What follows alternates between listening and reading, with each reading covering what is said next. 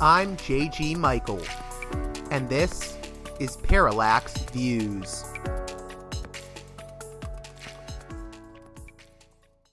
Hey there, Parallax Views listeners. Happy holidays. On this edition of the program, we'll be hearing from returning guest and film journalist Corey Atad. And you'll hear Corey and I talk about last week's acquisition by Netflix of Warner Brothers. Well, they've acquired exclusive bidding rights. And now Paramount Skydance, run by the controversial David Ellison, is attempting a hostile takeover bid, going directly to shareholders in order to stop the Netflix acquisition. There's a lot of concern over the future of movie theaters and also physical media with regards to Netflix having Warner Brothers, and there's political concerns many have about David Ellison and Paramount Skydance acquiring Warner Brothers Discovery due to the Ellison family's closeness to Donald Trump. This episode will largely focus, however, on what all of this means for the future of cinema and how the Warner Brothers situation ties into the problem of monopoly capitalism in the 21st century, as well as the way in which the death of theaters could lead to further atomization within our society. All that and more on this edition of Parallax Views. Before we get to the conversation with Corey Atad, I'd like to remind you that this listener is pretty much entirely listener funded, with the exception of my one sponsor, Mike Swanson of Wall Street Window. I'm hoping to bring in more sponsors in the future to make this program more sustainable. I've been doing this for a number of years now, but it becomes harder every year, taking care of family issues and whatnot, and of course there's rising prices. So with that being said, at this point I'd like to ask you to support me on Patreon at patreon.com/parallaxviews. One more time, that's patreon.com/parallaxviews.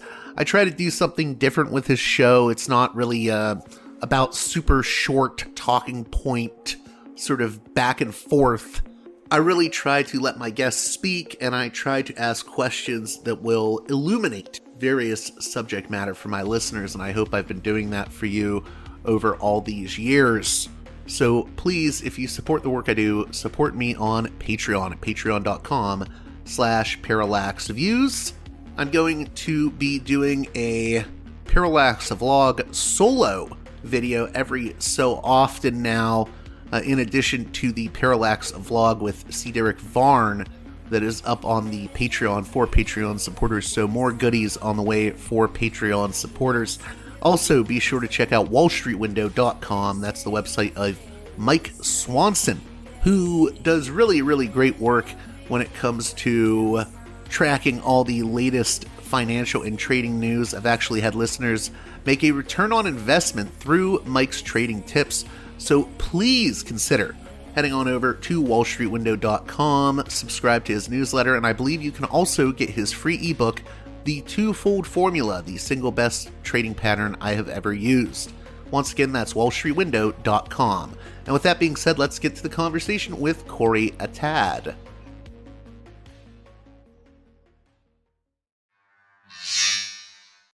Welcome back to Parallax Views. The guest that I'm very, very happy to have on. We're going to be talking about the Netflix acquisition of Warner Brothers, although who knows, Paramount may get it. I mean, everything is moving so quickly.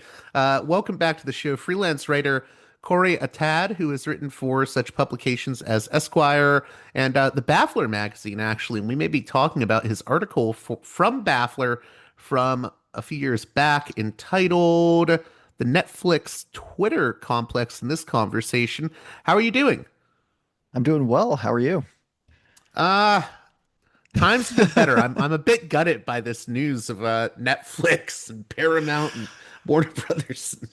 Yeah, I think I've gone through like a bunch of stages of reaction to it, where like now I'm a little bit more zen. I'm kind of like, whatever happens with it, it's going to take some time. So like any disaster befalling us, I, I don't need to freak out quite yet, you know?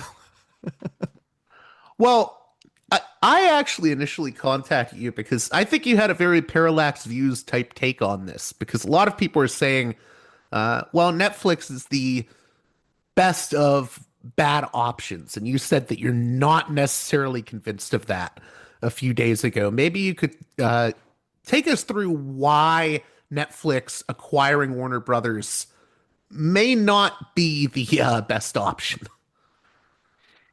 Um, well, okay. The best, just to be clear about something, the best option is that Warner Brothers is not sold. And I think that any conversation about this needs to actually start from that. But can I interject there? Or sorry, did I say Netflix? I meant Warner Brothers. No, no, you said I think you said Warner Brothers, but what I just wanted to interject and say I Mm, essentially agree with there's this anti-monopoly commentator by the name of Matt Stoller who has mm, basically said the same thing. mhm. This it shouldn't be sold off at all. This is bad for competition, and I basically agree with that. That's my Yeah, view. I think this is yeah, yeah, just yeah.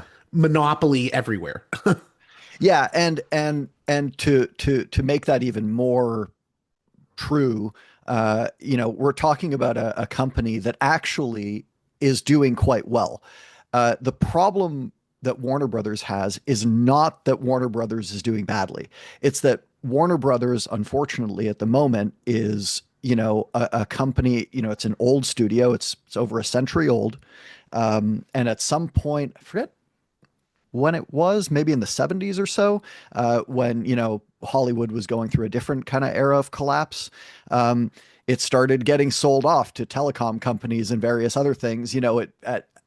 At one point it was Time Warner, and then it was AOL Time Warner. I don't know. There's like been a million iterations where essentially you have this quite storied and productive film studio and television studio, um, essentially being passed around through a series of mergers, of big conglomerates who expect massive returns. The bigger thing, though, is that especially in the most recent acquisition, which was the merger with Discovery, they took on a ton of debt, and that kind of lays the groundwork for what's going on now, which is that the CEO David Zaslav, had been essentially pushing a plan to split the company in two and spin off all the Discovery assets, which is mostly cable channels, CNN and Discovery and a bunch of other things, and essentially load all of the debt onto those companies and either let them fail or let them, go through a bankruptcy and get sold off for parts. But basically, kind of saying like that's stuff that we don't care about. The main productive part of the company is the studio. It's the television production studio and HBO. And those are the things that Netflix is trying to buy right now. Um, at the same time, you had, and in fact, the bidding war that Netflix was involved in was kickstarted by Paramount kind of sensing blood in the water and David Ellison deciding to try to essentially unsolicited make an offer to purchase the entire company, including all the Discovery assets and all the debt, in order to also have CNN, because of course Ellison wants to have an ideological, he wants to do what he's doing with CBS News. So all of that's very complicated. Also, Comcast was in the mix. They're close to the end. They own NBC and Universal. I actually think that of the three, that would have been the most um, not sensible, but kind of the best of the three bad options. Um, Mostly because I don't like any of the options, but I trust the people at Universal the most. Uh, Well, they're already working with Warner Brothers on what is it? Studio Distribution Services Groove. yes, that's the physical media Yes, yeah. production. Yeah, yeah, yeah. And actually, they work with all the other studios on that too. I think they co-own it with Universal, and then they work with a bunch of the other studios to produce Blu-rays and things like that. Um, all of that preamble, and we could go into the weeds on that till the cows come home. But it all leads up to the announcement that Netflix and Warner had agreed to to an acquisition. And to me, the problem, look, I think that Paramount, people's fears about Paramount are also a monopolistic fear and also a fear of consolidation and all the jobs lost that'll come from consolidation, and especially in an industry that's already having trouble, especially in movie theaters, um, to consolidate even further reduces the pool of stuff being made. It's not great. And then you throw in all the Trump stuff and you're like, this is terrible. But I'm sort of the opinion that, frankly, I don't care about CNN. I don't think anybody particularly cares about CNN. I know that those stations have a big influence to some degree, but that's not where the majority of politics is happening anymore. And Well, especially not for younger people, I think. especially not for younger people. And frankly, you know, the politics change. The political ground can shift. Right now, Ellison is trying to do whatever right wing stuff he's doing, but like, who knows what happens in a few years if there's a different president and the lay of the land changes. Whereas to me, it's much more important to think about this in sort of a medium and long term way. What will this mean for the entertainment industry, for the media industry?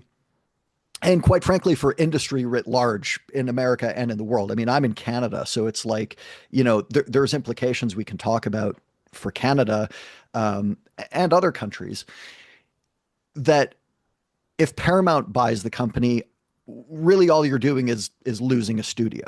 Whereas when Netflix buys the company, you're talking about what essentially is the cementing of a shift in the entire landscape of entertainment production and distribution globally, frankly. Netflix is the biggest streamer globally by far.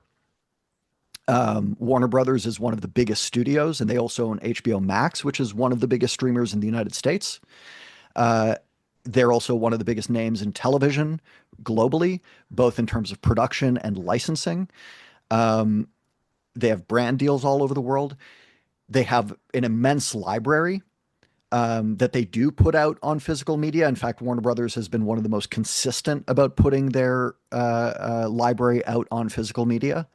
All of that stuff could potentially go away under a Netflix arrangement, because Netflix, up until now, has shown not only no interest in movie theaters, or little interest in movie theaters, no interest in physical media, no interest certainly in licensing out content to other stations globally or elsewhere. I know I'm going to have at least one listener try to push back now on one thing. They're going to On which say, thing? well, they're going to say, oh, well, Del Toro's Frankenstein is getting a release on Criterion. And I'm like, but these are like exceptions to the rule. Yes. In fact, there was a point where Criterion and Netflix had announced a deal, and they did release a few titles. They released The Irishman and Marriage Story and a few titles. There were some that they announced that didn't end up coming out because that deal seems to have fallen apart. And the only people who've gotten releases have, I think it's been Del Toro. He got Pinocchio on there, and I think that's purely just because he's sort of has enough clout that he was able to kind of push them to do it. I would expect, for example, Criterion at some point will get the short films that Wes Anderson made, the Roald Dahl short films as well. But those are such minor things, right? And I think that the important thing to do when assessing all of this is to kind of take a wider view of things. We can get into the weeds on stuff, and we will, and I'm happy to.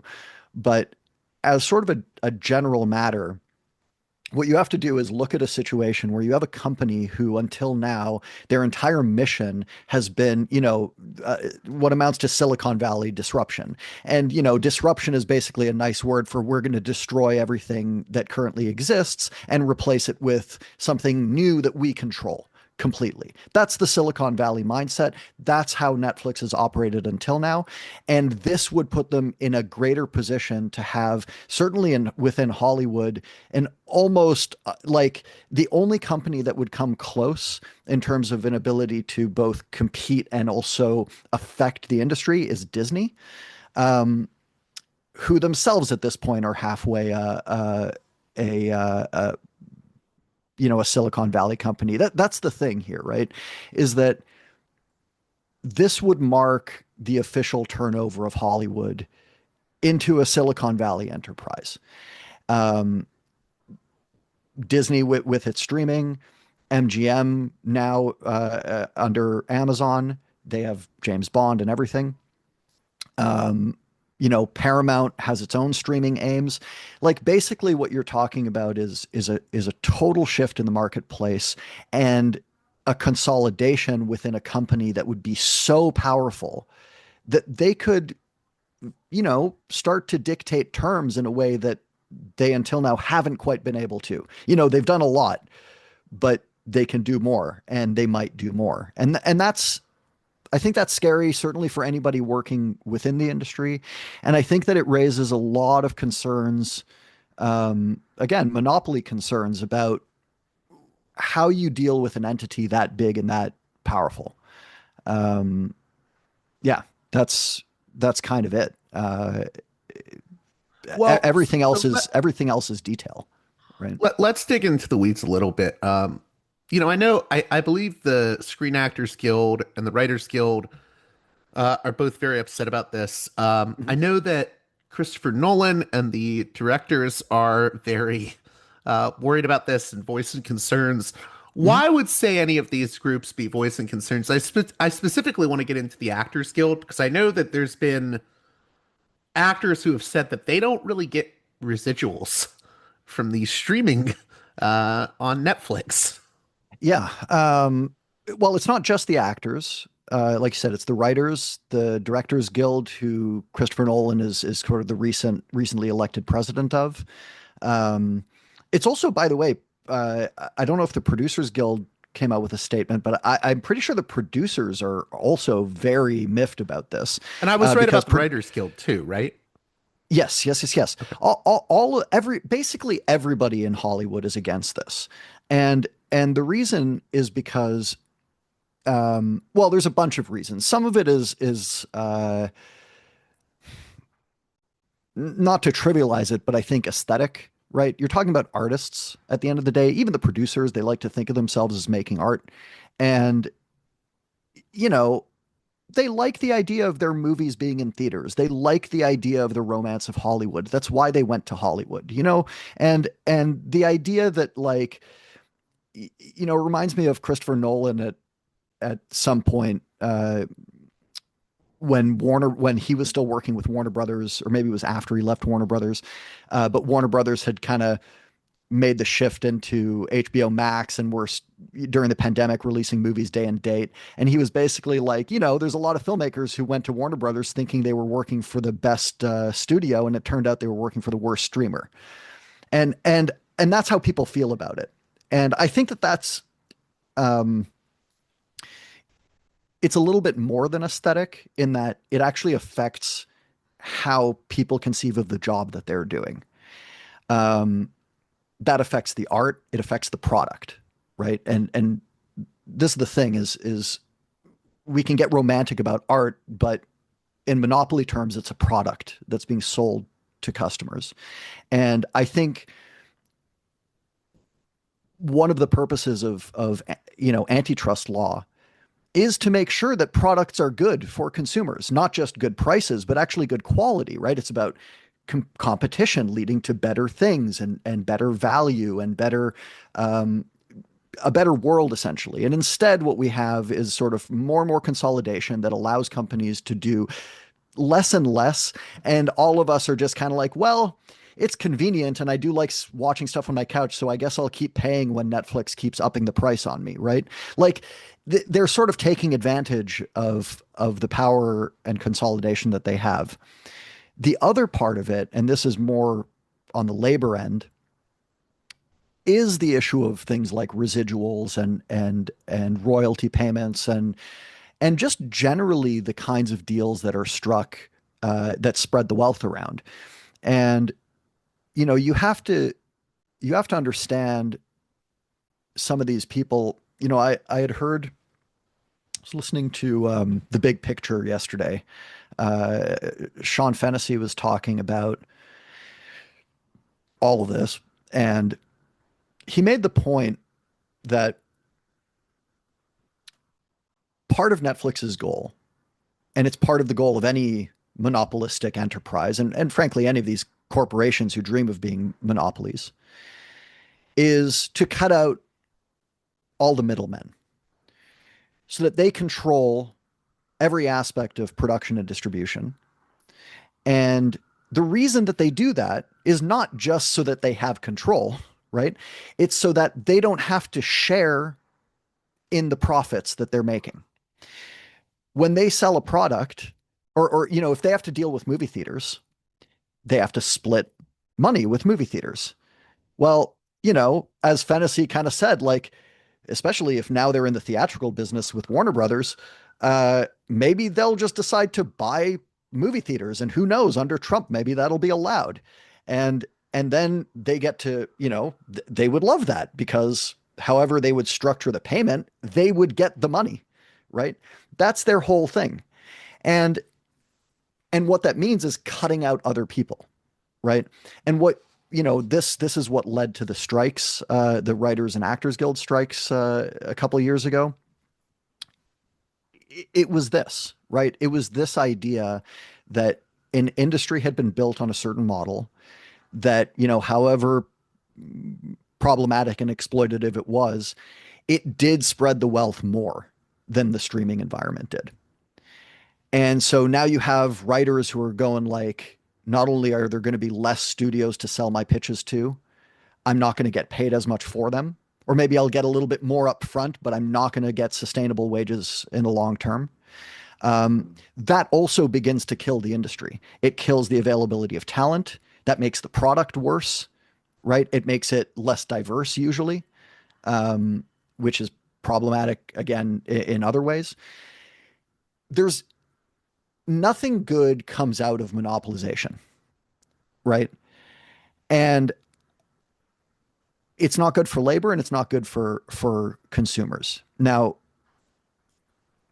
I was going to say it's one of the ironies, I think, of capitalism, right? There's that contradiction where, well, capitalism wants competition, but these companies don't want competition. I mean, it's nobody wants competition.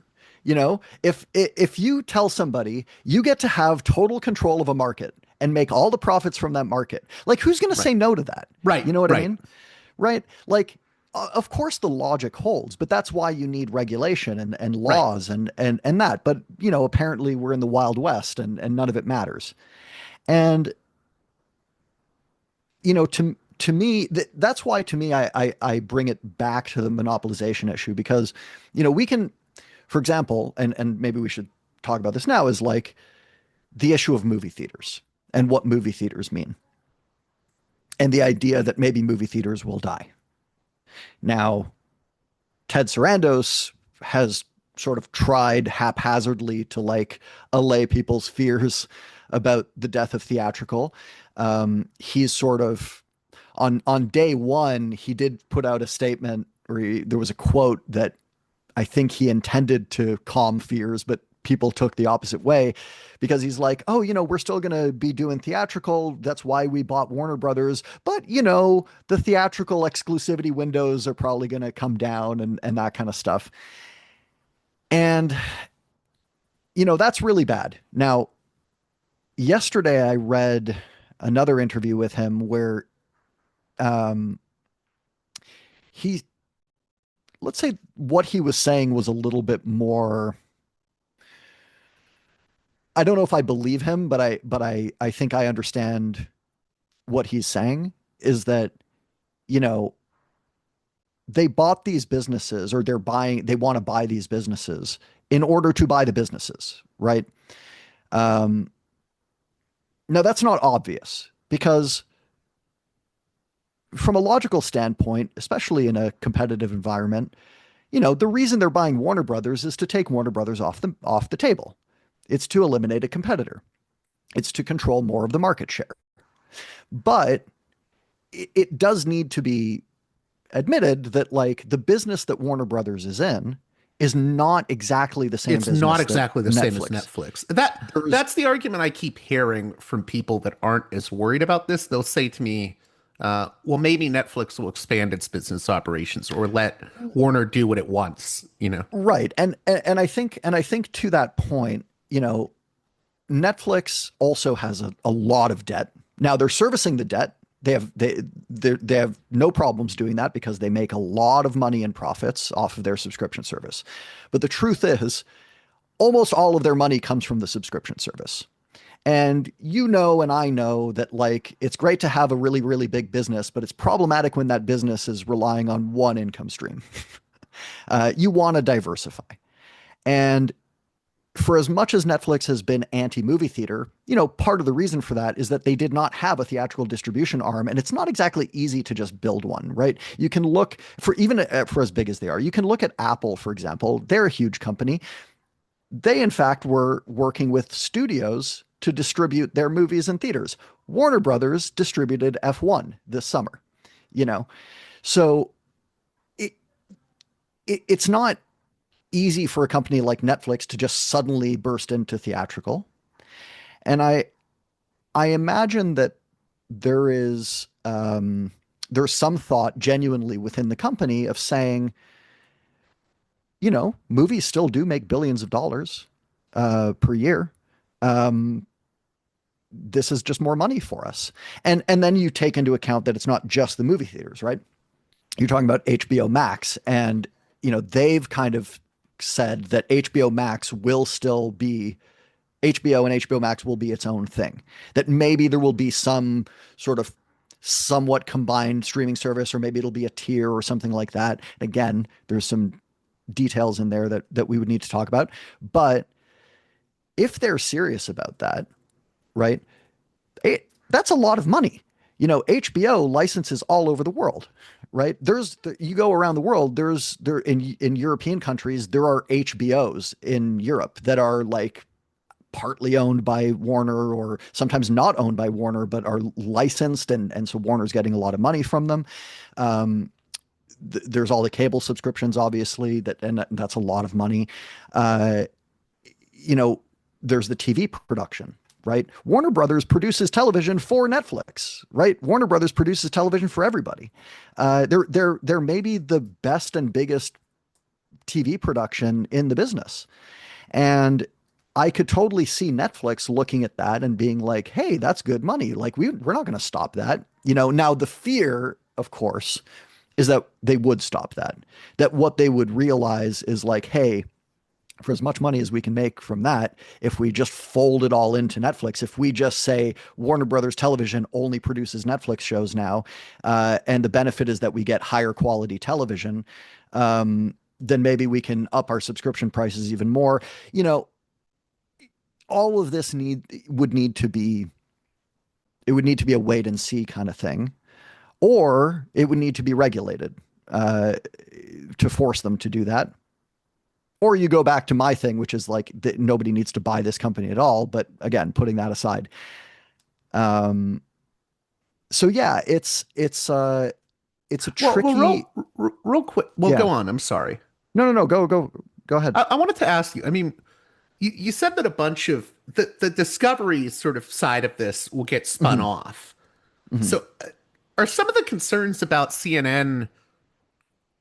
I mean, are people just assuming that CNN will do well for itself outside of Warner Brothers? Like, I mean, what I'm saying is, the opposite. It's actually the opposite. Like, from my understanding is that it's hard to know exactly what the intentions are because there's also people who've said that, the entire point of Zaslav even bringing about the idea to split the company was to drive interest in a sale of Warner Brothers. So there's all kinds of complications in this. But if you take it kind of just straight, what the spinning off would do is it's not just spinning off those assets, it's spinning them off with the debt. And that's billions of dollars in debt. So Well, at that that's what I point, mean. Does something like CNN get screwed either way, whether it's Paramount or Netflix potentially, I think or is that at least possible? I don't know. I think it depends on what you mean by screwed. I Okay. think I think if what you mean is it's going to turn into a right-wing cesspit, then yeah, under Paramount it will be screwed. But again, who knows if that'll happen and who knows how temporary that would be or who like it's hard to say. I imagine that it would suck, but okay, so we lose CNN as a trusted news source to the degree that they have been one. I think the plan to split, which would still happen essentially under the Netflix arrangement, um, at that point, you're saddling CNN and Discovery and a bunch of those with a bunch of debt that would almost certainly send them into bankruptcy. Like, there's no way anybody would want to buy a bunch of debt-ridden assets that have not great value compared to the debt, right? Like, it's just hard to imagine that.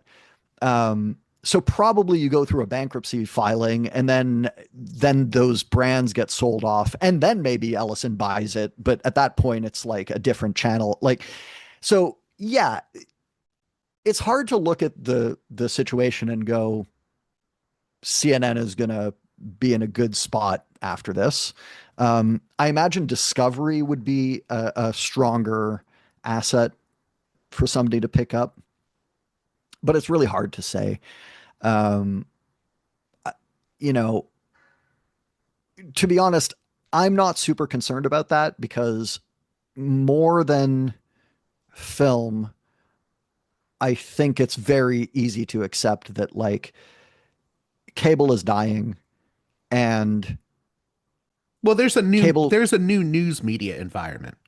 yeah, there's a new news media environment, and again, I'm factoring in Discovery here too, right? Where it's like those are beloved channels, and brands, right? Like around the world, they do a lot of good work. Less lately because it's mostly like reality nonsense, but they still have Shark Week, I guess. The the thing the thing to me about it is that if those are going to continue to exist, they're going to have to shift radically anyway, right? I don't feel the same way about movie theaters because the difference is that Discovery Channel versus Discovery streaming, it's still a bunch of crap that's coming on your TV. Whereas movie theaters are actually a distinct business. You leave your home and go to them. So the question of what happens to movie theaters is important in that you could actually be losing something much more material. And frankly, movie theaters sustain that's a big industry. Not just the theaters themselves, but again, what they facilitate in terms of production, not just from the studios, right? You're Can I talking comment on that about, real quick? yeah, yeah, yeah. Yeah, I was gonna say. I mean, I don't think people realize that. I will go down to in Tampa.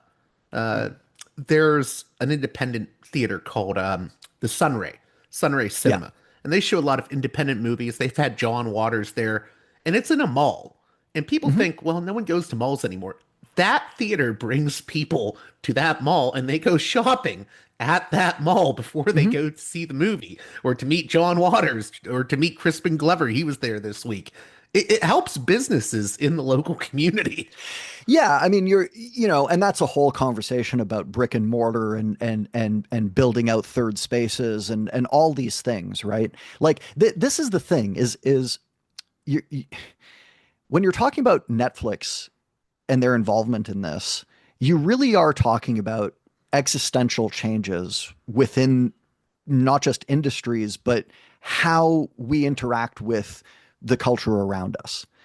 And and Is that an one even way bigger concern for you than the sort of economic aspects? I think they're the same thing. Okay, okay. I think they're the same thing because I've long had this kind of bugbear about um, entertainment and media and the way that it's reported on, where, because it's culture and seen by many as frivolous, even when it's good, there's something frivolous about it. It's not medicine, it's not, agriculture or whatever. But you're talking about billions and billions of dollars a year. That money is not coming from nowhere. Those are things that people, human beings, value. People don't just want to work all day and then die, right? They want to experience life. They want to interact with art. They want to interact with other people. They want to they want to do things that enrich their lives. Now, not all of that is media-based entertainment, but a lot of it is. There's a lot of value in that. That's why Netflix is willing to pay almost $100 billion for a company, right? Like that's how much money we're talking about. Those are people who are employed. So there's that economic factor.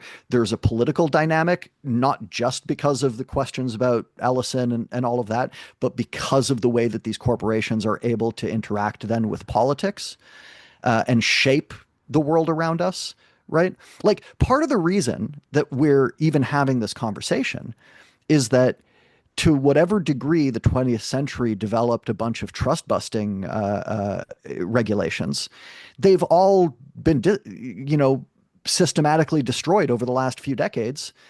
And that's because these companies are so huge and they're able to affect the laws, right? And so I look, another way of thinking about this is forget Netflix. Let's just talk about the general decline of movie going, which was happening before streaming. Okay. Now, a lot of it was just down to the fact that TV existed, and so you could rent and video, whether it was VHS or DVD afterward, came in, and so you could watch stuff at home. So obviously, there's just a direct competition related to convenience. It's more convenient and cheaper to just watch stuff at home. But people still had an idea of like going to the movies, right? That's really where you interact with the art form of cinema. Watching something on your TV is a compromised version of the ideal. But over time, due to those giant conglomerates buying up these studios, the expectations for profits grew and grew. You had the studios realizing and their owners realizing, whoa, there's a lot of money to be made with movies globally, not just releasing them in America, that we can wide release a movie on like 20,000 screens or whatever it is around the world and just make, I don't know, like Zootopia's already made almost $1 billion. It's been out for like a week and a half. Like where that's enormous profit potential. And so what you had was basically all of these studios, all of these companies chasing that kind of growth, right? What did that do? Okay. Functionally speaking, it placed a premium within these corporations on giant spectacle entertainment. It's not that giant blockbusters didn't exist before. They always existed, right? You go back to Cecil B. DeMille. It's just that, that was maybe the like 3 or 4 movies a year at best that a studio was willing to go all in on. And the rest of it was just like, we're providing a whole bunch of entertainment at a range of budgets. Studios released sometimes dozens of movies a year. Now studios release, if you're lucky, like 8 movies a year. And most of them are giant movies that all need to perform at huge, you've created a dynamic where these companies are more and more reliant on a thing that's less and less stable.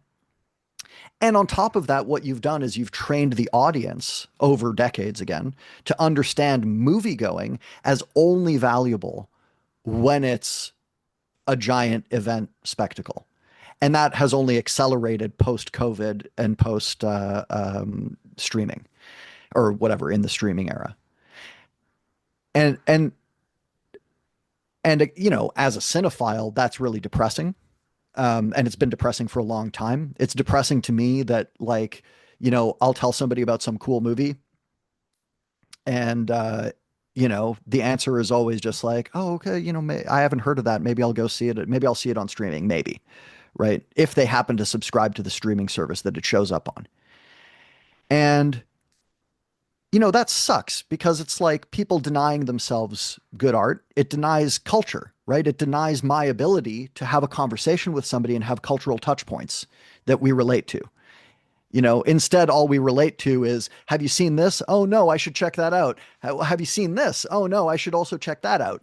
And it's like, how do you build a society like that way?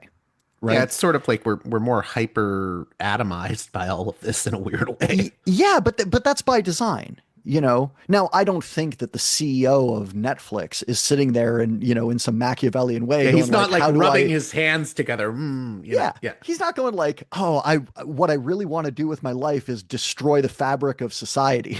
Right? Like that's not what these people are after. It's just that, you know, they're after profits, and the problem with chasing profits that way is that it's antisocial, you know. Um so that's why I say it's all one thing, right? The economics um, are driving the politics, are driving the culture, and it's scary to think that, you know, that will only get worse. That did you ever read Cloud Atlas? No, I haven't. There's this great kind of running thing in it in that book where part of it is set very, very far into the future at a time when all media kind of video entertainment, I guess, that exists are just called Disney's, right? Just imagining that Disney just took over the market like Kleenex did or something. But the thing with Kleenex is that that's a very basic product, right?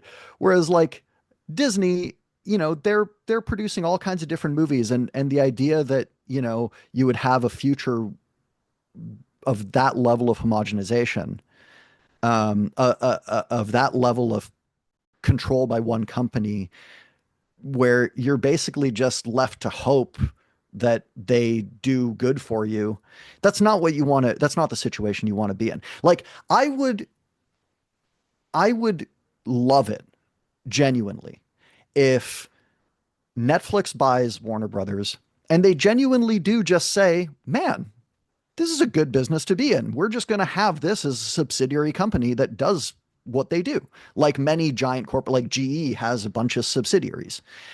I would love it if they look at HBO and go, man, that's a really good business and it brings in revenue and we don't want to like fuck it up. Like we're just going to keep it going the way that it's going. I don't necessarily believe that will happen. I don't believe that, like, even to the extent that it happens, it probably won't happen. You know, it won't be that great. It'll be like some halfway version. But the real issue is that we shouldn't need to hope, you know, we should just know that Warner Brothers will be a studio that keeps making movies. In fact, frankly, if it was up to me, we would be doing a whole bunch of other stuff. You know, I'm not in the States, but if I was in the States, I would be pushing, not that it would ever happen in the political climate that exists now, but like I would be pushing for much more public funding of movies, right? Of the creation of movies, not just through tax credits to fund local production, but actually helping to fund movies like they do in Europe and all of that, to give people who don't have access to the whims of CEOs in Hollywood some opportunity to produce culture. I would push for, you know, what amounts to a library system for theatrical exhibition that says, you know what? Movie going is kind of expensive. And in a market where there are cheaper and more convenient, not better, but convenient alternatives, right? People will naturally gravitate to the cheaper, convenient alternative. But what if you provided them theaters that were if not free, at least somehow subsidized in a way that they were cheaper. And frankly, make a law that forces studios to just give that content to those theaters for a cheap price, right? Like I would be looking at how you build a sustainable um, not industry so much, but a sustainable landscape for the production and distribution and community formation around cinema. And I think community formation is actually the other real piece of this. I mean, you were getting at it when you were mentioning the local theater near you that people come and see John Waters movies. You know, I'm in Toronto. We have a very vibrant rep cinema culture. From what I've seen around North America and in Europe, rep cinema has been growing quite a bit. People are literally going out and paying like $20 in Canada to see a movie that they could probably watch on Netflix. But, you know, the review cinema in Toronto brings like a 35 millimeter print of some movie. People line up and go see it. Those shows are sold out. And then they hang out afterward and they go grab beers and they make friends with the programmers and it pulls more and more people in. How you do that with new releases, not entirely clear to me, right? Rep Cinema has some advantages because there's some sense of like, well, this is a product that's existed for a while, and now what I'm doing is I'm paying it to experience it in a new way, or a way that I couldn't otherwise. The value proposition's a bit less when it's something brand new, where people are just like, is it a product I want to buy? Right? But community formation is what it's all about, right? Monopoly is something that exists against society. And we should be doing whatever we can to bolster and build society. So that has nothing to do, in my opinion, with like a personal care for movie theaters. You know, like this applies to other things. It applies to opera or whatever. The difference being that like opera is so antiquated at this point, you know, you can't put the genie back in the bottle. We still have movies. Like I said, people are going by the billions of dollars to go see Zootopia. There's potential there, right? You're not getting billions of money going to opera. And that to me is what's disappointing about what's happening right now. And look, like I said, it could be that, you know, in a few years when Netflix owns Warner Brothers, everything is basically fine in terms of the industry's chugging along. Warner Brothers is putting out 10 movies a year. HBO is still servicing deals, you know, all over the world. But that's still not, that's kind of a dystopia. You know what I mean? It's like, It's not optimal. Yeah. yeah, it's like you're basically kind of living in a world where you're like, well, my despotic leader is kind of giving me all the needs that I have, so I guess I can't complain, but he's still a dictator, and I can't really cross him. And the not crossing him is a huge issue because, for example, I've thought a lot about this here in Canada, particularly. Canada is like, you know, it's basically like three monopolies in a trench coat. Like our market is small enough, and yet, unlike a lot of European countries,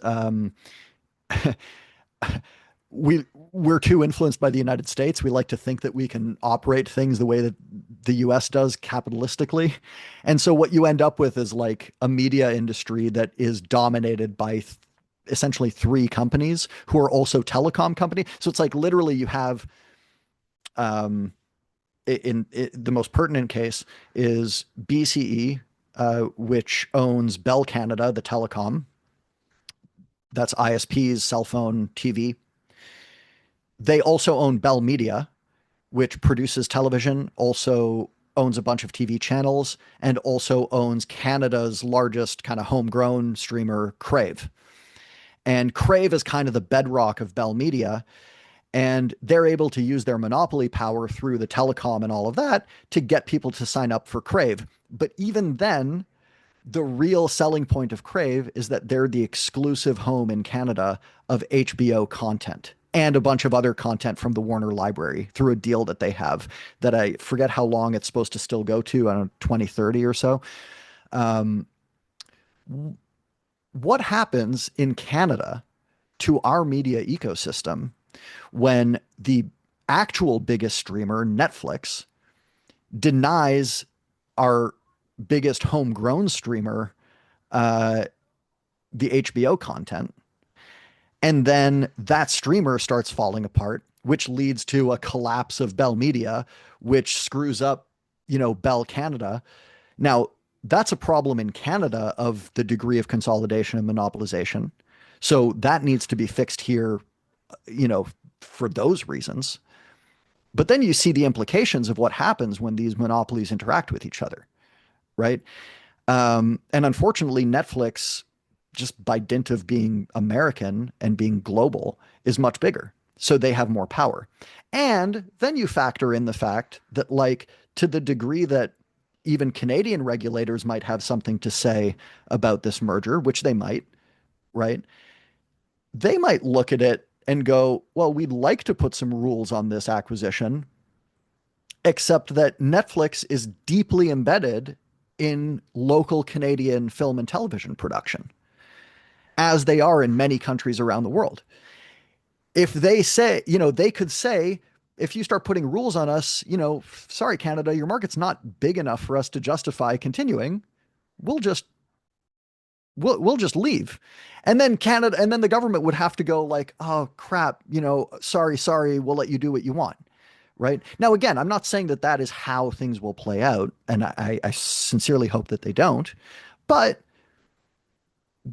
that's the level of power that you're talking about here. Yeah, well, if I can interject on that, I mean, one of my big concerns is film preservation, right? Yes. To me, movies aren't just movies. I mean, they're part of our culture and our heritage. And I Yes. think without culture, we just devolve into barbarism, right? And I think Yeah. there's a lot of great movies that, I'm not sure Netflix cares about a lot of films that are pre 1975. Um, so I don't know what happens to movies like The Wild Bunch or Bonnie Look, and Clyde. it's it's possible. I'll try to be optimistic about it. Um, right now, Netflix doesn't care about those movies, primarily because they have to license them from other studios. That means that it costs them money to license. Uh, and if they don't see the return on the investment, why would they license? So old movies might be on, they could throw them on Netflix, but like if they're made before about 1990, nobody's clicking on them. Um, if they suddenly had access to Warner Brothers library, I could see them having success in a similar way that HBO Max has had, which is saying like part of the value add of our service is that you will have a channel that, like, apparently TCM is actually the one channel that is going to be kept as part of this deal. It's not going to be spun off. That's what I've heard. And I could see Netflix being like, we're going to have a TCM channel on Netflix. And now for the people who do want those films, they'll have access in an easy place. And it gives incentive to restore those films and make them available. But, you know, the problem with that is like, again, there's the fear that you have a whole library of entertainment that's just locked behind the paywall that is Netflix. Which is what has happened, I think, with Fox, 20th Century Fox, and when Disney acquired them. To To some some degree, extent, yeah. to some extent, I mean, they have put out discs and they have, there were fears when Disney bought Fox that because Disney is not so great about licensing for repertory screenings in theaters, that Fox would be shut down too. In fact, that hasn't been the case. And if anything, Disney, maybe because so much attention was paid to that problem, Disney has been more open lately about licensing. I never used to see a theater like the Review being able to license a Disney animated movie to screen, and now they have semi regularly. So you know, it's it's hard to know exactly how that plays out. I do think that there needs to be some attention paid to the fact that Warner Brothers in particular has been really, really adamant about archiving and restoring their films. Now, other studios have done this as well. I think Sony has been quite good about going through their back catalog. They also own a lot of stuff through the Columbia Pictures library. But Warner Brothers has Warner Archive, which basically does sort of what amount to print to order kind of Blu-rays. It's not literally print to order, but it's like they do small batch production. The benefit of Warner Archive is that it creates this incentive that Warner already has for a restoration scheme that they've undertaken in recent years, which is essentially restoring every single thing in their archive. And I don't think any other studio quite has what that operation No, is. So I they've want to say this. Warner Archive is incredible it's an because, like, yeah, incredible resource. And the one of the funny things with them is you used to hear it more a couple of years ago before they kind of explained what they're doing. But people would like look at Warner Archive and be like, why are they releasing this like I don't know, old Western from like 1950, whatever, that nobody's even heard of, when there's other stuff in their library that's much bigger that they still have never released. And the reason is because they're actually going through their archive and first restoring, like they're restoring an order of a combination of what the value is for the customer, but also literally like, are these film materials going to die on us? So anything that needs restoration immediately in order to preserve, they're doing first. And that is not an obvious financial windfall. You know what I mean? And it's hard to know that Netflix would look at the operations of Warner Brothers and go like, this is still something that we care to spend that much money on. Now, again, by all accounts, Ted Sarandos, no matter his weird statements about movie theaters, is a movie fan. Um, I'm sure he has some degree of respect for the idea that Warner Brothers is the biggest library and most impressive library in Hollywood. That's part of why he's buying them, right? So one would hope that he would see the value that we see and keep that going. Again, it gets us back to the we shouldn't have to hope thing, but that's one of those areas where if I'm being level-headed about stuff, I'm like, maybe they'll continue that. And by the way, speaking to the SDS thing, the physical media production that they have with Universal, never mind that they have that deal, I think also through 2030 or so for that company. There's no reason to think, or sorry, there's plenty of reason to think, but there's no reason that Warner Brother, or sorry, that Netflix couldn't look at this again as just a new business that they're in and be like, hey, if it's making money, why would we stop this? And in fact, maybe they would look at it and see, actually, now that we have this distribution arm and we are making some profit off of these releases, we could start putting out Netflix movies. Until now, they've sort of looked at the Netflix produced original content on their platform as like the sell for the platform. In part because they don't have a huge library of old stuff, right? So to them, it's like we have all of this new stuff that we've produced and we need to attract people to come to our streaming service. If we start releasing Blu-rays and things, it's not that it's a huge business, but it's like it would dilute the impression that the only place you can get Netflix content is on Netflix, right? Whereas if they suddenly own a literal Blu-ray production company, they might look at it and go, screw it. Like people have been asking us for a release of all kinds of stuff. We could produce it and make some money off of it. It's very possible that that's what happens. Like I said, there's there's a version of the way that all of this plays out, that all of people's greatest fears about the specific things that would happen, the death of movies, the of movie theaters, the bad things about consolidation, all of that stuff. You could even imagine a situation where nobody gets laid off, or not a lot of people, like maybe some, whatever, around the edges. But basically, they're just like, no, Warner Brothers is its own studio. Why are we not going to fire anybody? Because they're just their own studio. They need all those people to produce stuff. I doubt that that's what would happen, but like, let's imagine that that's what happens, right? All the best possible outcomes of this happen. You're still left with a giant monopoly, right? It's So that it's a for you is the dangerous, bigger issue beyond anything yeah, else. it's a dangerous position to be in. It's like, even if everything is good, you're still on edge, right? And that to me is the meat of it. It's kind of the thing that I keep going back to, because my immediate reaction when the news dropped, I was just like, oh, great, that's it. They've killed Hollywood. Yeah, I was going to say you seem a little bit more, maybe not optimistic, but not.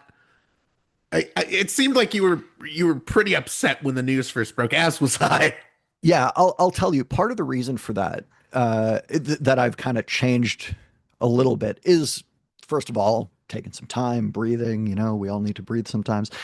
Um, I still think that a lot of the really bad outcomes are going to happen, and it's really scary. I do think movie theaters are going to be in some serious trouble, because even if Netflix is releasing stuff in theaters, even if they do relent a little bit on the windowing and all of that, I don't think it puts movie theaters in a good position to have an even bigger company than Netflix dictating terms on them when they're already in so much trouble. Um, so I, I'm not actually optimistic about any of this, but I think I've what I've seen over the last few days, especially after Paramount kind of sort of announced their hostile attempt, um, this won't actually be an easy merger to get through the regulators or through the industry, frankly. Um, I think it's notable that the DGA, more than just putting out a statement, actually said, we're going to go and meet with Netflix and express our concerns. Um, I think you get Christopher Nolan, again, president of the union, in a room with Ted Sarandos, and he's in no position to tell him not to buy Warner Brothers, but he is in a position to tell him, like, look, if you go through with this and you don't play ball with us on theatrical releases, we're going to make a rule at the Directors Guild that just says directors can't work for Netflix. Do You you, know, do you think this is a different situation than when Disney bought Fox? Is this much bigger, in other words? I think it's much, much bigger. Okay. I think with Fox, you were dealing with a studio that was dying, essentially. Um, Well, it was also a and studio buying a studio, you know. and it was a studio buying a studio. So, the consolidation part of it is really bad. It is monopolistic. That deal should not have been allowed to go through. But the implications of it, especially in the context of the time that it happened, which was a few years ago now, um, it wasn't quite such an existential question as it is with Netflix. Again, especially because of what we've understood Netflix's business model to be until now. Um, but if you have Christopher Nolan and the Directors Guild, if you have the Producers Guild, if you have, frankly, even the very corrupt Trump government essentially putting a bunch of rules on this acquisition, the acquisition might still go through. The monopoly power of it would still be horrible. But you could imagine that some of the worst fears that we have being kind of mollified a little bit. Just kind of like, things will be a bit better than the worst case scenario here. If you can go just a little bit longer, I wanted to ask you a few Hmm. more questions. Is that Yeah, okay? sure. Go ahead. Uh, let's say that Netflix doesn't get Warner Brothers and this Mhm. hostile takeover bid happens with Paramount. Now, I'm not so sure that that's how it's going to play out, Mhm. But what's your thoughts on that? I mean, then what you're talking about is the first of all, there's the political questions which are really troubling, like really troubling, um, unquestionably troubling. Uh, in terms of the studio operations, look, um, that puts you closer to a Disney Fox situation, even though in a funny way, Warner Brothers is the Disney in terms of scale, but it would be like Fox buying Disney. But the reason I say it's similar is that Paramount is not in a good position right now. This is, in fact, you know, if all Ellison wanted was CNN, he could make a deal to get CNN, right? And that's why I think that people who focus entirely on the political question about Warner Brothers are kind of missing the forest for the trees. He can't just get CNN. He needs to get the studio because Paramount has been flailing, right? Paramount just went through their own merger and are saddled with a bunch of debt. Their movies have been tanking at the box office. Um, they're not in a stable place. And what they see is like instead of dying, they just buy up Warner Brothers and then they would be a good functioning studio again. And I think that that is the case. Like that is essentially what would happen. You would have the Disney Fox situation where the fundamentals of the industry remain roughly the same. In that case, it was part of a shift towards streaming, but we're already there. So it's like, in fact, it would be less consequential in a sense. The consequence would be the consolidation. It would be, like David Ellison claims that like if they buy Warner Brothers, they're committed to 30 theatrical releases a year. I I don't don't know know how what that is even possible. I don't know how they would scale the production necessary. Like it's absurd. To the extent that they would do it, it would be like a bunch of low budget stuff that they put in theaters, like just to say they did. You know what I mean? That's not proper theatrical distribution. Um, so what you would be talking about is the loss of a studio. Uh, and that would suck. It would suck for the industry and it would suck for movie theaters. It would be bad. But I think it I think the implications or the potential implications of it are just less dire. Now, in terms of result, I'll admit I've been a bit I've started to change my mind, not fully. I still think that overall Netflix is the worst of the options, but I'm starting to come around to the idea that Paramount is actually worse. And the reason the reason I feel that way is a bit less the fundamentals that we're talking about and more just the fact that um, Ellison's behavior has been desperate and strange. And Well, is there even a question of whether this all would have happened if it wasn't for Ellison and his initial bid? um, it might have, because I think that the moment that Zaslav opened up the idea that there would be a split, suddenly the assets become very tempting, you know. And it's very hard to, that especially when you go to the board and you go to shareholders and you say, hey, look, the split might work, but it might not. Whereas we can offer you a bunch of money right now. you know, the it, Warner Brothers was there's a high likelihood that it was going to be sold no matter what.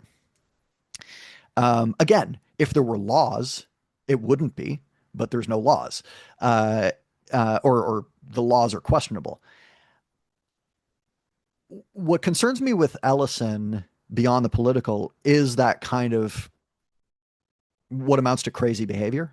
I was Um, gonna say he seems like very almost like braggadocious or a lot of bravado in well, it's a everything. very Trump way of doing things, and and the problem with the Trump way of doing things, as we've seen, is again, besides the fascism of it, is just like look at the tariff policy. It's all over the place.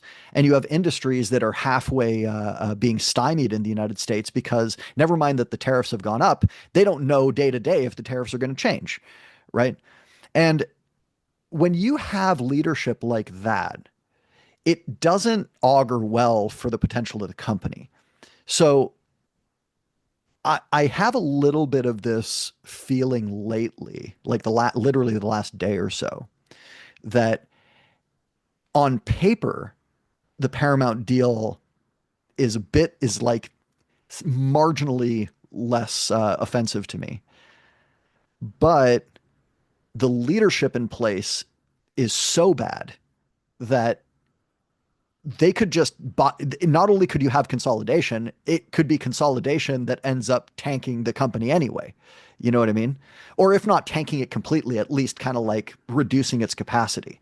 Whereas I don't, you know, if Netflix reduces capacity, it will have been a choice that they made to be monopolistic and crappy about it.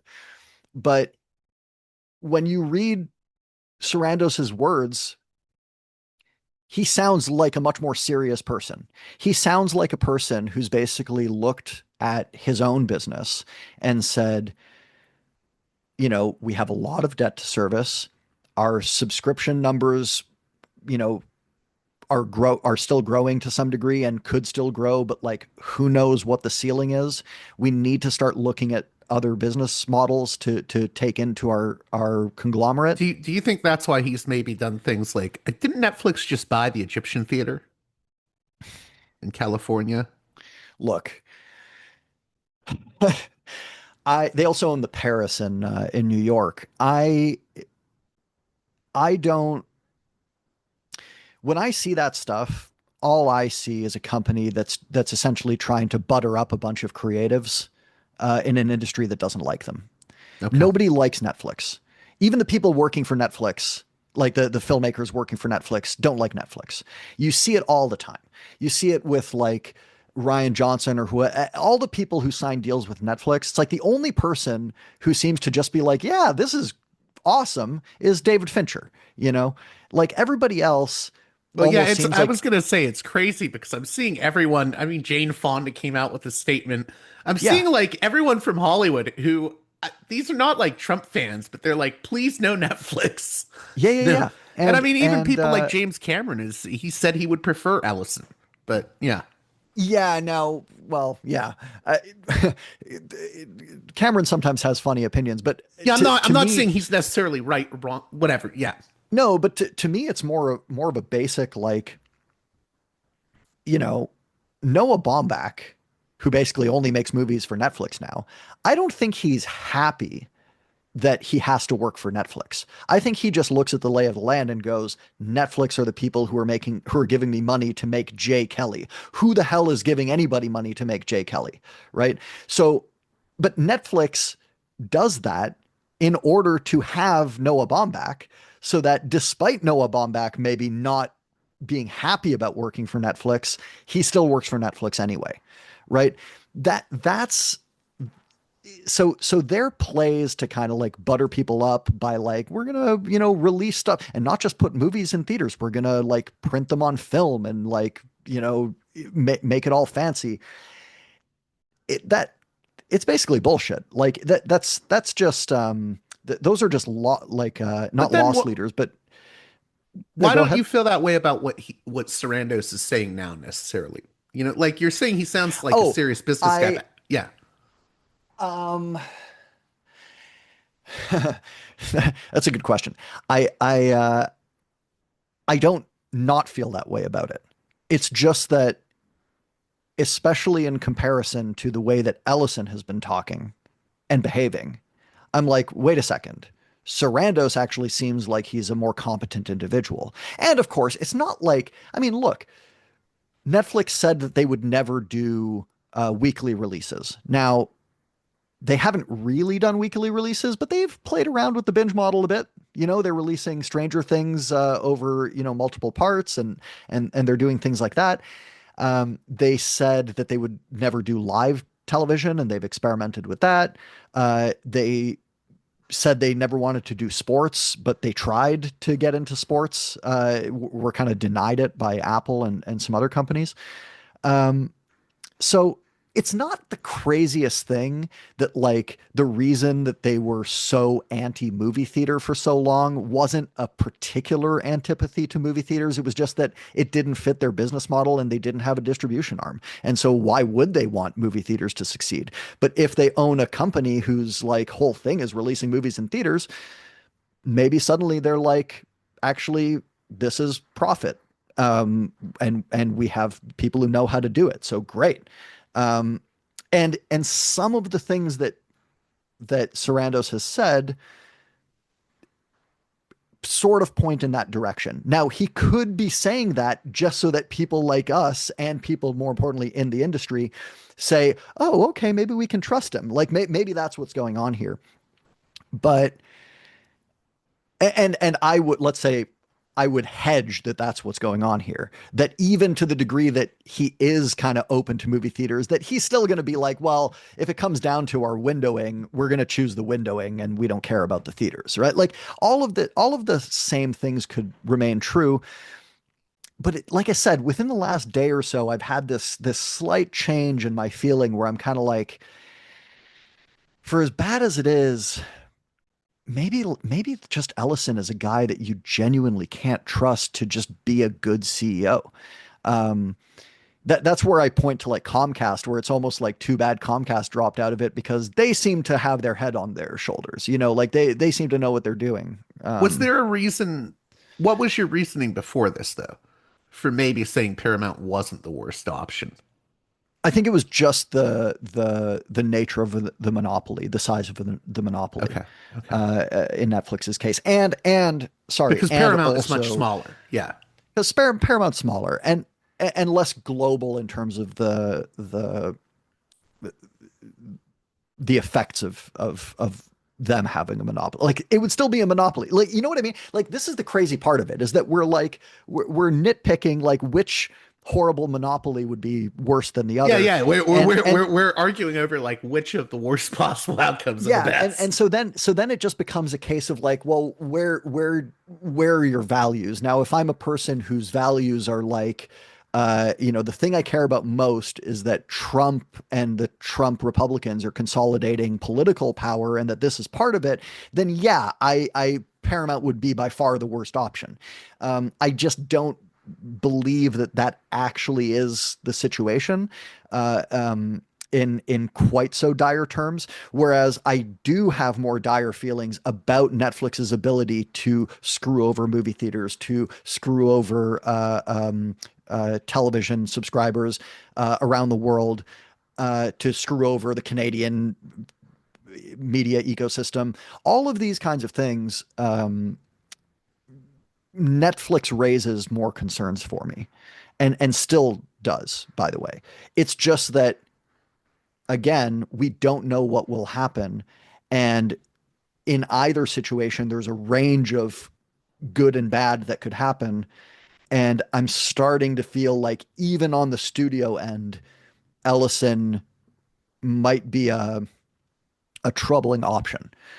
Just because he doesn't, I mean, a leader who's that desperate and that willing to like, I mean, what kind of thing is it to uh to slag the Netflix deal, launch a hostile bid, and then send a text message to David Zaslav being like, "Hey man, sorry this is all like playing out badly, but like I look forward to working." It's like, dude, you you you just launched a hostile bid to take over his company.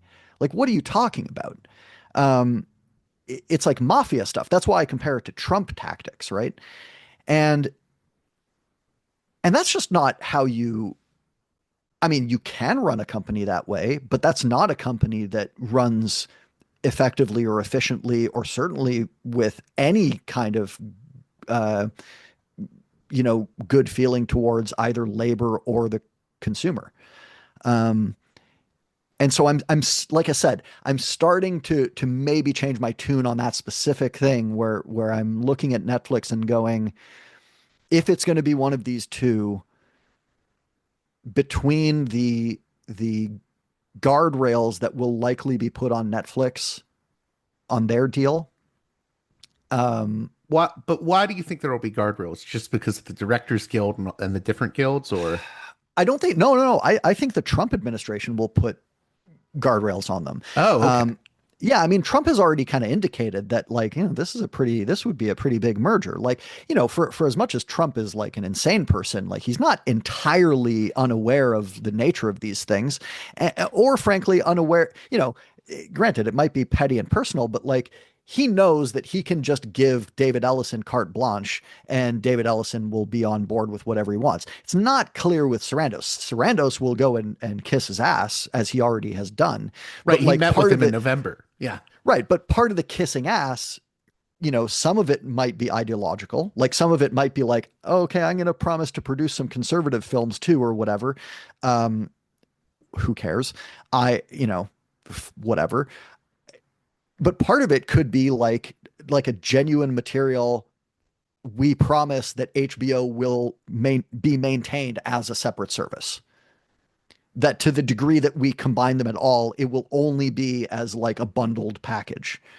They could agree that like they could agree to terms that every asset that they are buying from Warner Brothers will necessarily be available to license by other companies. That's a huge thing, right? Because if Netflix owns the Warner Brothers library and puts it behind a wall, I mean, game over in terms of the consumer's ability to access stuff through any other source than Netflix. That's real monopoly. Well, right? not any legal sources. I feel like bootlegging. Well, okay, fine, skyrocket. sure, right. I'm joking, but yeah. But again, this is not just about ability to buy Blu-rays, right? For us, you can see behind me, there's a bunch of Blu-rays. That's important to me. But you're also talking about TV broadcast. You're talking about other streamers, right? Like if I'm another streamer, forget for a second the direct competitors like Disney or whoever. Think about like Criterion Channel. Criterion has sort of an arrangement with Warner Brothers where Janus stuff in the Janus Films library that Janus owns, Criterion, is on HBO Max, and in return, Criterion is able to license quite a few Warner Brothers titles, along with titles from other studios.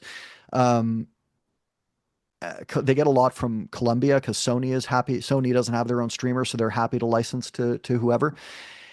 If you have another studio with all of their library taken off the market, what does a company like Criterion do? Right now, I'm sure they'll find ways, they'll adjust, whatever. But that's just not a great situation. And Arrow is another one. I think they have an exclusive deal with Warner Brothers, or some type of deal. Some type of Arrow streaming or physical? Arrow video for the Blu-ray releases. Yeah. Like they've done a few Warner titles. There's been some of that. I think that's more overseas than here. No, they're releasing stuff in the U.S. now too from the That's Warner Brothers titles? Yeah. Oh, that's interesting. Well, okay, but look, but this is a perfect example then, because Warner Brothers they used to never license their stuff for home media. Or almost never. I think the one major exception I remember is like here and there, and you'll still get them, is sometimes there'll be a box set of the Universal owned Hitchcock titles, and every now and then they will make some deal with Warner where North by Northwest is included in that, because it was sort of part of that run, even though it wasn't at Universal. But other than that, like Warner Brothers was just like, we have a robust physical media distribution arm. We're not licensing to other people. But it was fine because, like, quite frankly, for the consumer, it didn't matter because just the Blu-rays, they were producing Blu-rays. They were coming out. It wasn't like Disney who's a bit more kind of tight about that stuff. Over time, the physical media has declined to a point where it's essentially a niche operation. And so Warner Brothers, even though they still produce a lot of titles, themselves has been more willing to say like, you know what, okay, we'll license to Criterion, we'll license to Arrow, we'll license to, if they're willing to put out, they just did Eyes Wide Shut with Criterion, right? They've done some other Kubrick with him too. They've done some other films with Criterion. But doesn't Warner Brothers own, I have it somewhere here, the After Hours 4K the Criterion did. I think that was New Line or Yes, Warner Brothers. that was, I forget the company, but it was, yes, it's a distribution is Warner Brothers. It's basically a Warner Brothers title. Right. There's some like funny stuff around that movie, but yeah, so all of which is to say that that that's useful because when a company is, if a company looks at their offerings or their, let's say their assets and goes, the market's too small, it's just not worth it for us to like give access to these things for people. Like we might as well just hold on to it and use it as just a slight enticement to our streaming service. That would be really bad. But instead what you've seen is companies able to convince Warner Brothers, like, no, we can help you with this. And there's more revenue to be made. And the same thing applies to Netflix buying Warner Brothers, right? They might just naturally say, like, hey, there's a lot of money to be made in selling our titles to other services. Like, Sony's making a whole business out of it. Right. Or just licensing them. Yeah. Well, that's what I mean, licensing, Okay. Yeah. And so they might do that on their own. But what would be great is if the government said, you have to do it, right? Like that would be good. And by the way, that would also be a part of a situation that says like those are genuine subsidiary companies, right? They're not just like they're independently operated companies, not just all part of one synergistic enterprise to draw all of the money back to Netflix. How do you create an environment where the existence of a Netflix Warner Brothers, if it's allowed to happen, would still benefit the larger marketplace rather than consolidate and shrink it into their ownership? I could very much see a Trump administration, especially one who would otherwise be more favorable to Ellison, saying to Netflix, like, if you agree to as much as possible not operate like a monopoly, if we could put some guardrails on you, and then on top of that, the guilds and whoever, like, you could see a situation where it's not the end of the world. Like it's bad again in terms of the power dynamics and the monopoly and all of that, but it's not the worst monopoly you've ever seen. What's the And hit? Not yeah, to interrupt you. I think I know where you're going. That it could have that we could avoid the worst possible, yeah. nightmare scenario. But what do you think the impact is going to be on consumers before we start wrapping up? Look, I think the likeliest thing is there will be fewer movies made, certainly fewer movies made at a studio level with an aim towards genuine quality, which is something that Warner Brothers, you can see this last year, and they've had very big success with it, actually trying to make good movies. It's like somebody got in charge there. I mean, literally, some people got in charge there. Mike DeLuca and Pam Abdi running the studio, going like, "What if we made our movies good? What if we Well, made haven't they movies that made up people?" like 25% of the box office this year or something? Yeah, Or they've done really really well, and they had some trouble spots. Like early in the year, Mickey 17 was a big flop, but like since then, it's basically just Sinners, right? Sinners, Superman, Minecraft was the one that started actually the run. Now, I don't think Even Minecraft smaller was. one wasn't Weapons. Weapons was huge because the budget wasn't so big and it made like a lot of money. One battle after another, big budget, so its profitability in theater is questionable, but like that movie will make money, and it's going to win a bunch of Oscars. So it also brings them prestige, which brings them talent, which brings them interest. There's a value in making quality product that people want. I thought that Minecraft was a bad movie, but it was what the kids who like Minecraft wanted, in a very real way, and they responded to it. Um, is Final Destination Bloodlines the greatest work of art ever? No, but it was like an amazingly kick-ass time in the theater. John And Waters liked it a lot. I yeah, did and too. that came from Warner Brothers going like, here's a property that we could reboot, but let's reboot it well, right? Like let's give people who like these movies the ultimate Final Destination movie. And and part of the reason that they've shifted to quality is that, and also original films, uh is that they have to sell them in movie theaters. There's a direct line to the consumer in terms of ticket sales. The consumer is buying that product, that film, Do you, but right? by the way, do you think, I know you've addressed this elsewhere, but Mm, you and I have both seen the people saying, well, the movie theaters deserve to die. It costs too much, blah, blah. yeah. You know, I have to be honest, there are theaters that are very expensive around me. Mm, But I also have a theater here where it's $8 a ticket and I can just buy one popcorn and I'm fine. Me and my brother can go. I think yeah. that there's more expensive things we can be doing. Going to the movies consistently, and it's still the case, is basically the cheapest outing you can have, that's ticketed. Almost anything else costs more. You want to go for dinner, it's probably going to cost you more. You want to go see a show, it's definitely going to cost you more. You want to go see sports, that's going to cost you way more. Basically, anything that you do, movies are the cheapest form. The problem with movies is that you can also watch them at home. And so the value proposition becomes an issue. So I don't think the problem is that movie theaters themselves are specifically too expensive, although I think certainly in Toronto the prices could come down, or they could have more matinee pricing and that kind of thing.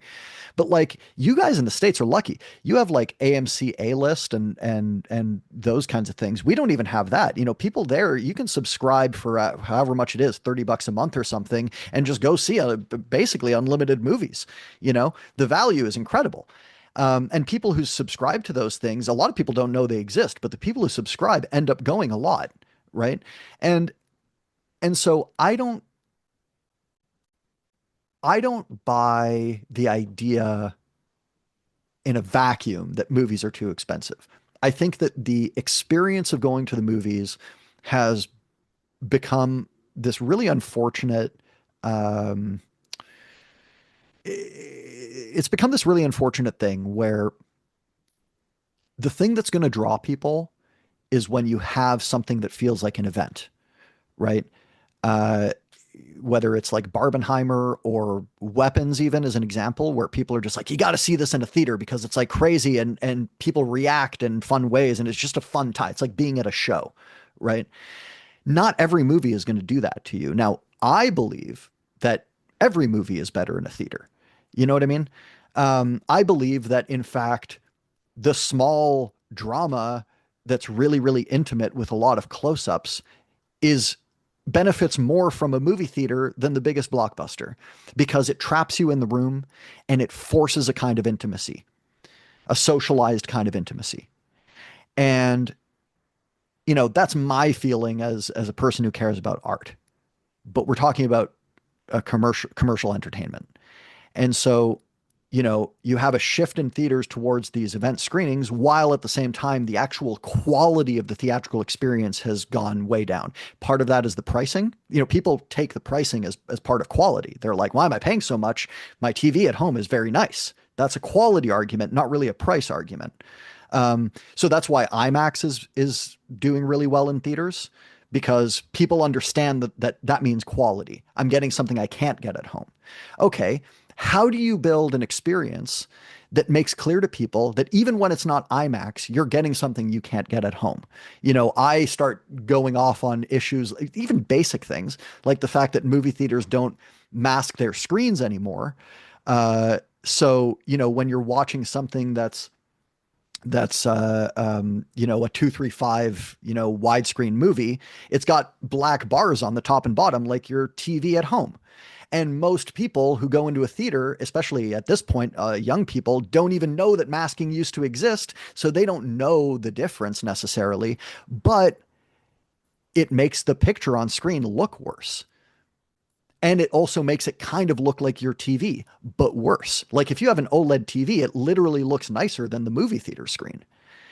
And I would look at encouraging studios to participate much more in community building type things, not just one-off event screenings, but ways of working with theaters to develop more community-oriented things so that people feel like they don't necessarily need a giant event to draw them to a theater. It's enough that it's like the thing that they go do because they go out and socialize with people. One of the things that you hear from people when they complain about when you're having this kind of debate about the value of movie theaters, you'll say like movie theaters is a social experience. Now, you and I think, would agree just with that completely. But a lot of people sort of rightly point out that, like, well, when you're in a theater, you're not supposed to be talking to other people. And when we do talk to people, people complain about it. So how social is it really? I think that that's a narrow way of understanding what a social experience is. But it is true that other ticketed events, you can talk to your neighbor, or many events, like even at a concert, you can kind of have a little bit of a conversation with the person you're with, or you can meet people, or you can, you're running through a crowd. Like people understand the value of that better.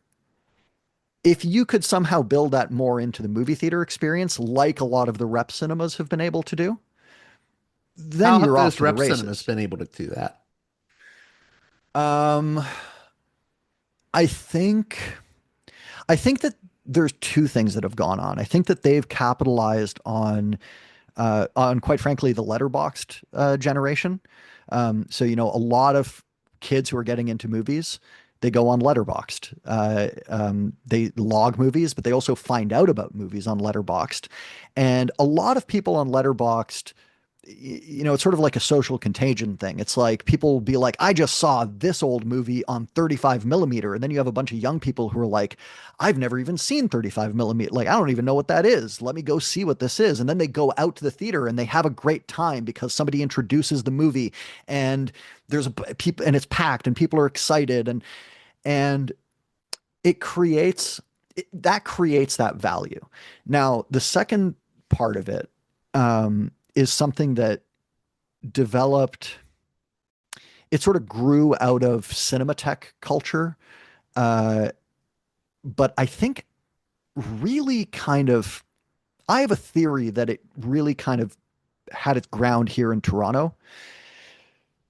So, somebody maybe who does research on this could dispute this, but we had a theater in Toronto. I mean, technically still exists, but during the pandemic, they sort of started using, essentially it's basically just a live theater, like they do rentals for live performance. Every now and then somebody will rent it to screen a film. It's a theater called the Royal. It's in Little Italy here. Wonderful theater, old single screen theater. I don't know, like 100 years old or so, maybe a bit less. um they were showing mostly second run and first run kind of independent stuff. And at some point in the years leading up to the pandemic, um, kind of drawing on some of the energy that had existed through association with film festival programmers and stuff like that, um, you started having programmers taking over the Royal for monthly series. One of them is a series that's still going called Neon Dreams. That kind of is what it sounds like. It's a lot of like neon drenched movies from the 80s, 70s, and 80s. Um, Although it's kind of expanded beyond that a bit. They're showing Zodiac on 35 millimeter, or maybe they just showed it. I think, oh no, they're showing it this Friday. That's not exactly a neon movie, but the but the point is they were able, through not just hosting movie screenings, but kind of making it a monthly event led by a specific programmer who has specific taste, who's going to show you things in a specific vein. And so then you start being able to trust that programmer. So when at first he's screening stuff that you've heard of, great, it draws you out. And then you start going like, oh man, this month he's showing something like I've never heard of. Since the pandemic, he's been operating out of the Review. And the Review, essentially, they used to do second run and first run indie. They still do a little bit of first run indie and a little bit of second run. But primarily now they're a rep cinema. And some of it is just rep screenings that are just happening. But a lot of it are these kind of programmed monthly events.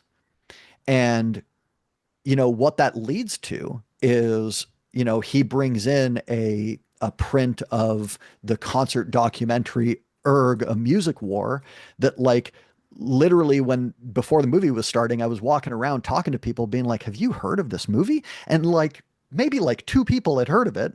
That was a packed screen. It was sold out, right? How do you sell out a screening of a movie nobody's ever heard of? That's community, right? That's and even the fact that I was going and talking to people in the theater. I was gonna say that when I go to the Sunray, every so Yeah. often they'll bring in Joe Bob Briggs, and Joe Bob Briggs, who's big on Shutter now, and Yep. used to do, for people that Yep. don't know, he used to do Monster Vision on TNT. I mean, he comes in and he presents the movies. I think he even does a lecture at times, and it Mm-hmm. it like Mm-hmm. brings people together. I was Mm-hmm. talking with people before the movie showings. Yeah. No, I mean, look, the Review has any number of programs, and those programs reflect the interests and style of the programmer. So it's human, right? It's human curation delivered in a human way.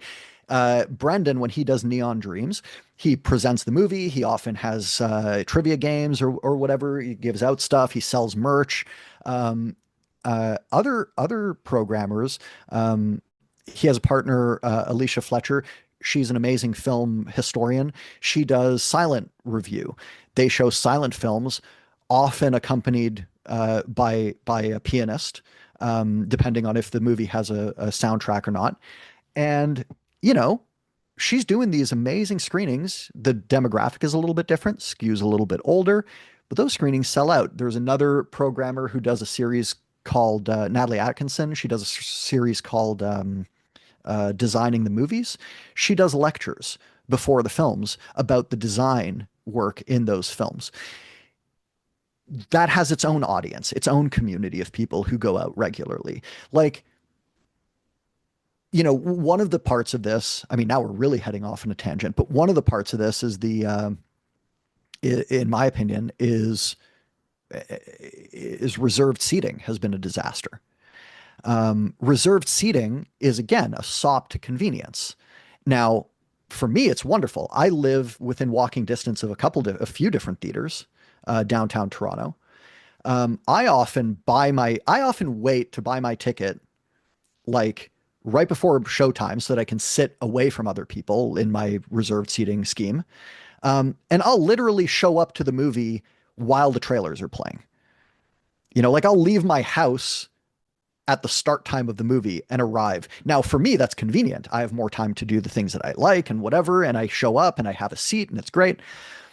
But then I think back on like how I grew up going to the movies, and it's like, we used to have, like, I don't know, like on opening day, it was busy. And you understood that it was busy because there were lineups at the box office. And the reason there were lineups was because people needed to get their seat, the good seat. And so that creates a bit of drama and investment in the thing that you're doing. It's not just, I'm going to go see a movie and whatever. It creates an actual feeling of like, whoa, there's value happening here. When you go to the review, they do not have reserved seating. Even when there's lineups all the time out the door. That signals to people that there's something worth doing there, right? It brings more people into the community spirit of it. And to me, to bring it back to the Netflix of it, one of the things that disturbs me about Netflix specifically and just the streaming model generally is that it is about atomization. It is not about community. Can I be honest? I think it's bigger than Yeah. Netflix. I just feel like Silicon No, no, Valley in no. general wants to disrupt human life. 100%. 100%. I mean, this is the Silicon Valley mindset. It's everything is about convenience. And the thing about convenience is that convenience is individual, right? It's the reason we talk about, for example, car dependency, right? How do you break people's car dependence? Cars are expensive. They kill people. They're bad, right? But if you have a car, man, that's the most convenient shit in the world. Like you can go wherever you want, right? Like how do you beat that?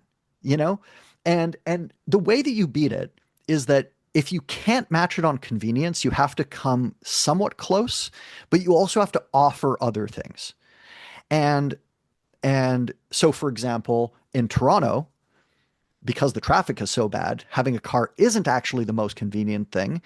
Biking has become huge, right? And so we have a bike share system that's owned publicly, like by the city. It's amazing. And then what do you have? Well, instead of having every individual person in a car, you have cyclists who are out and about, who are actually they don't have a car around them. They're in the world. They stop and talk to people. They frequent local shops because it's easy to just park your bike. Though those, I'm not against convenience, I love that things are convenient, right? So much of our world is better because we've technologically been able to make things convenient for us and easier to do. But I think that especially when we're talking about these companies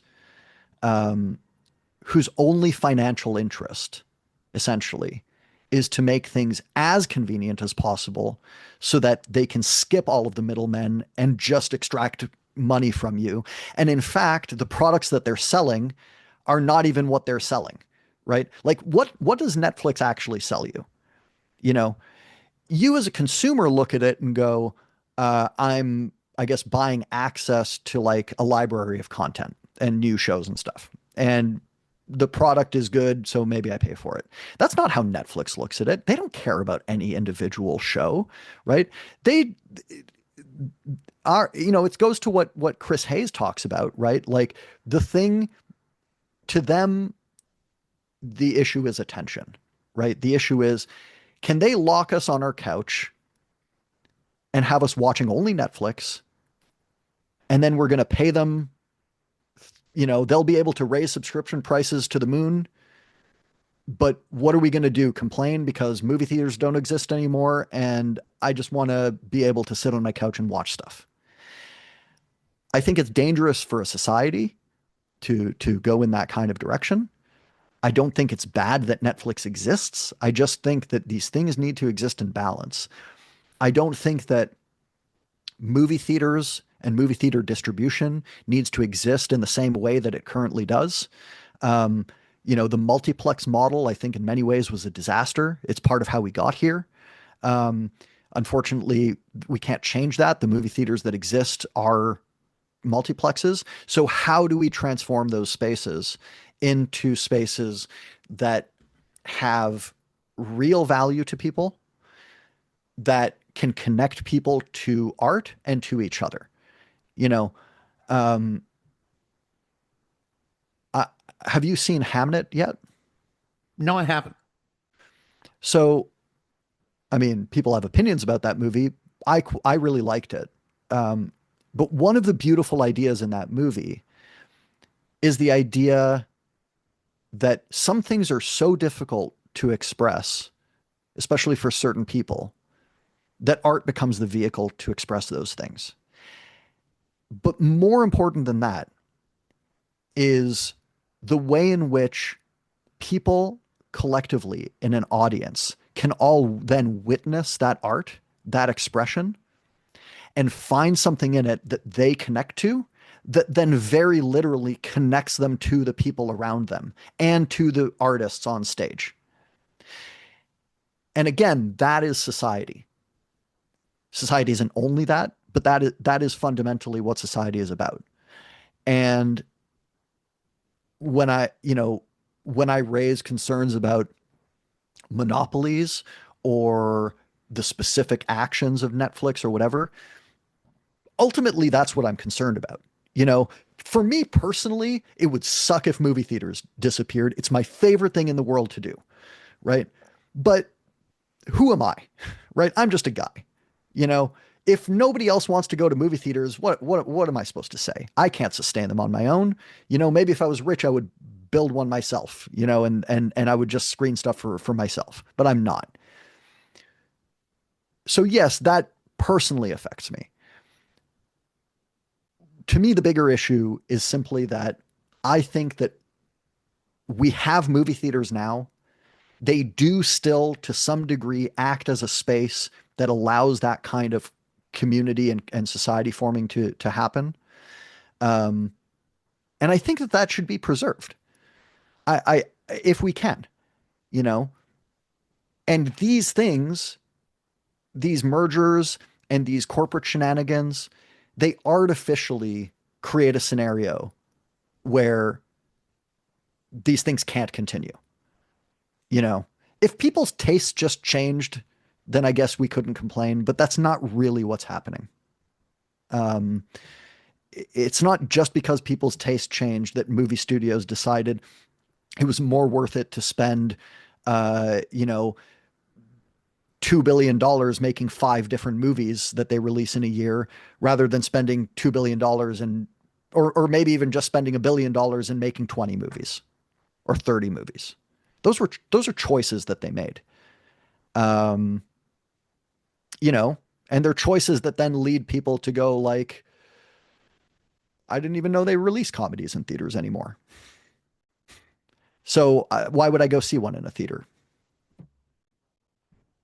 It's like a Ouroboros, Right. Snake eating its that's own the tail.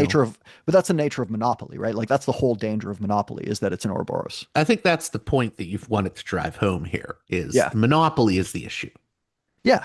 Yeah. Yeah. It's the specific details are issues, they're material. The labor implications are huge. You're talking about potentially thousands of layoffs as a result of this. Those are people's livelihoods. That's extremely real. But again, that's all part of what amounts to an antisocial attitude by these corporations. They're not corporations don't exist to bolster society. That's not why they No, they exist. exist to maximize the profits of shareholders. Yes. I mean, in a The way, go- it goes beyond just the issue of like everyone will say, well, it's the CEO. It's also just the No, structure of these it's the corporations. whole structure and how they've been allowed to operate, right? Right. These are rules, corporations only exist because the government allows them to. That's a fact. Government is who is defining the boundaries of society, right? Unfortunately, government has ceded a lot of that to corporations. So corporations, in fact, define our reality, right? They shouldn't, but they do. Right. They don't have to, right? And that's why I also pull back to the thing of like the most upsetting part about all of this is that Warner Brothers doesn't need to be sold to begin with. You know, if Warner Brothers was literally about to go bankrupt and they had to sell, I guess I would just be like, well, I guess it is what it is. But they're not. They could survive on their own very easily. And yet that's not it's almost certainly not what's gonna happen. And there's no reason for that. There's just no reason except for the expected greed of corporate entities, you know. And I guess the CEOs who stand to make and board members who stand to like make healthy bonuses, you know. Well, I think we'll have to leave it at that. I kept you longer than expected. Yeah. I Anything? mean, What? look, we could go forever on this. Right. Anything you want to say in closing, or anything that I missed? No, I mean, I think we covered it. The one thing I will say, and this is to anybody who's listening, if you care about movies or art or culture or society, frankly, but let's say movies. Let's say you care about movies. Go see them in a theater. Don't just go see them in a theater. Take your friends to see them, right? Buy them the ticket. Like, don't make them pay. You know what I mean? Just be like, I'm going to treat my friend to a movie and remind them how fun it is to go, right? Remind people that there's value in going out and experiencing the world, that witnessing art is part of that, that sitting on your couch is a nice facsimile sometimes, but it's not a substitute.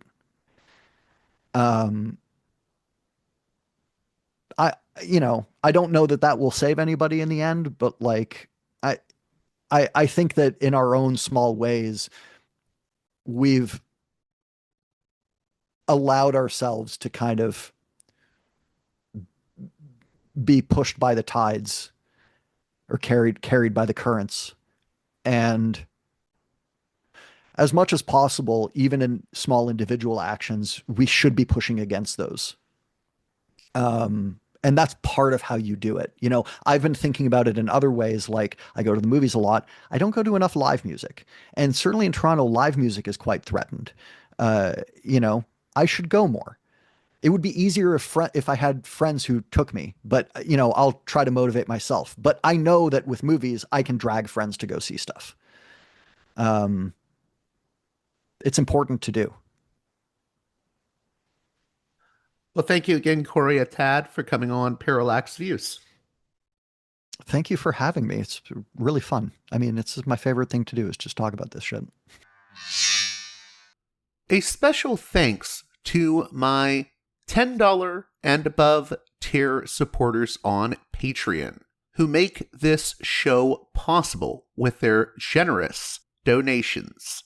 Producers' credits shout out to those supporters: Aaron, Jeremy, Matt, Big Bob's Beepers, James, Enoch, David, Sadad, Tristan, Bob, Eva, Miriam, West Bank Robbery Pod, B. Lund, Transnatural Perspectives Podcast, Dan, Nick, Elliot, Fabian, Tom, Arlen, Bo, Spartacus, James, G, Jamie, Will, JC, WV, Sutra, Orc, Catherine, Darko, Nathan, Holland, Dan, Mark, Chase, Olm, Gary, Emilia, Nick, Brace, Michael, and Brian.